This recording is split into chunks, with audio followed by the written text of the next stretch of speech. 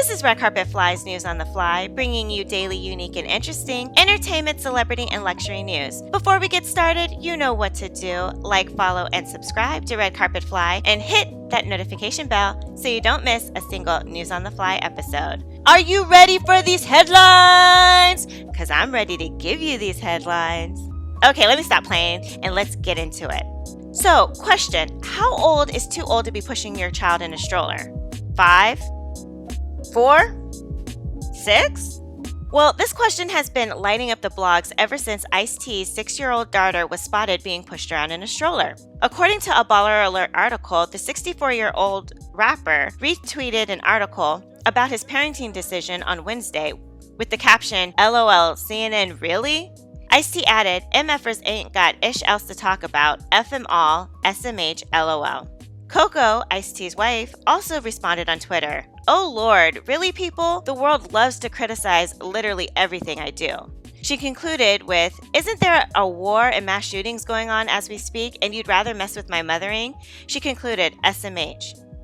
Is 6 really too old to be putting your kids in a stroller? I mean, I don't know. I don't have any kids. Like, isn't the age limit 6? I feel like if that's the best way to control and keep up with your kids, then yes, put them in a stroller. People would be pissed if she was running all around and getting into stuff. How do you guys feel about this? Are there any moms out there that can comment on this? How long did you keep your kids in a stroller? Maybe it's time to get them out of the stroller, like if their feet are dragging on the floor, right? Like why they're in the stroller? Shoot, I have no idea. So Ellen DeGeneres' show is coming to an end, and I was just talking to my sister about this the other day and wondering what she's going to do after her show ends. She's a comedian, so I think she probably is going to have a few stand-up specials in the works, right? I mean, I don't have any facts to back this up. This is just a guess, and I believe her show ends this week. Well, that same question must have been on the minds of some of the journalists over at the LA Times because there's an article about it. So according to this LA Times article, Ellen isn't jumping on any major projects right away, even though she's had an incredible offer lined up for months. Instead, she's taking the advice of former daytime TV queen and pal, Oprah Winfrey, to take time and sit and reflect, even though she concedes that she's not very good at it. She states, "I'm going to try to take her advice, which is don't do anything for a year. No matter how good the offer is, just sit for a year," DeGeneres said in a Hollywood Reporter interview published Wednesday. "And I'll tell you, I have an incredible offer right now that I actually got several months before I finished. It really, really is hard to say no, and I'm asking to delay it because I am really trying to sit still. This is my first self-imposed break. The last one was not."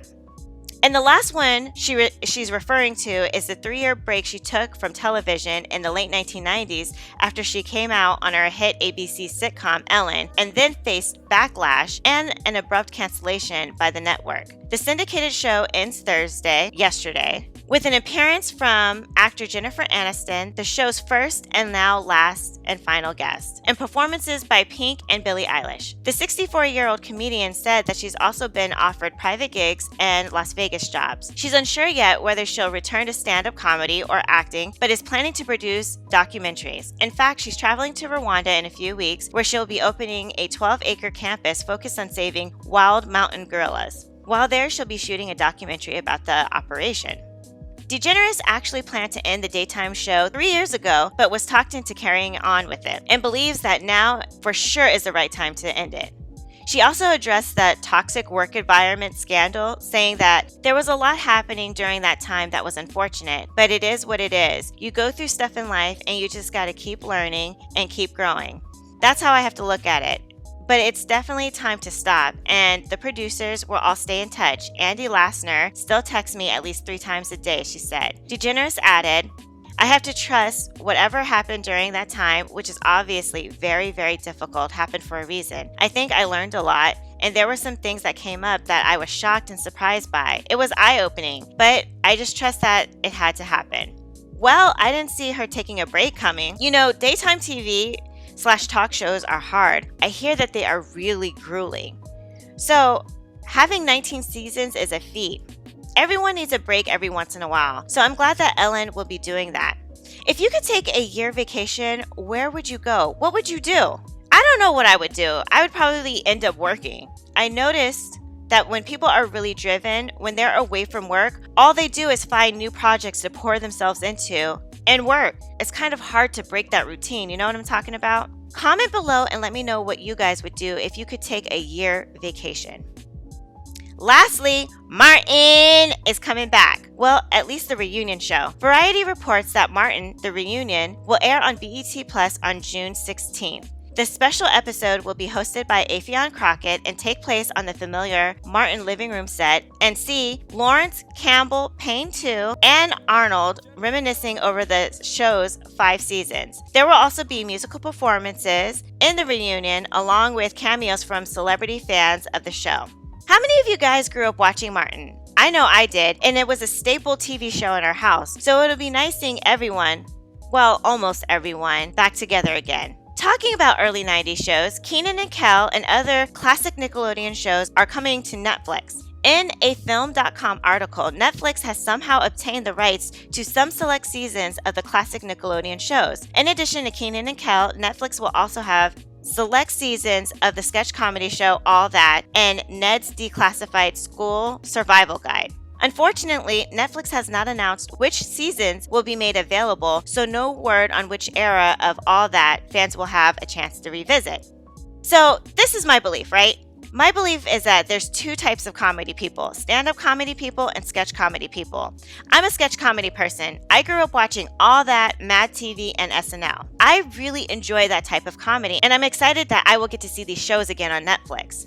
You know, you don't want to take me to a stand-up comedy show. I'm not like really easy to laugh on command like that. If I do go to a comedy show, I usually sit in the middle, close enough to see, but far enough away from the comedian not to pick on me. Because if you're in that front row, you're gonna get it. What is your favorite All That, or shoot, even Mad TV or SNL sketch? Welcome to Good Burger, home of the Good Burger. Can I take your order? Do y'all remember that? I met Kel at a celebrity gifting suite here in LA, and he and his wife are so nice. Kel doesn't look like he aged a day, and you can tell that his wife has a good sense of humor. Are y'all more stand-up comedy people or sketch comedy people? Comment below and let me know. Okay, last thing for real, because I know I'm running out of time, but we haven't done this in a while. Things I'm obsessed with right now. So right now, I'm obsessed with the show Atlanta. I know I'm late to the party, but when the show was on FX, I really wasn't like that into it. But the other day, I was watching this YouTube video about Afro-Surrealism, and they started talking about Atlanta, and the show looked really dope, so now I started watching it. Second, I'm obsessed with stick-on toenail fingernail polish and decals. It's like a little thin layer of fingernail polish that you can stick on your toes.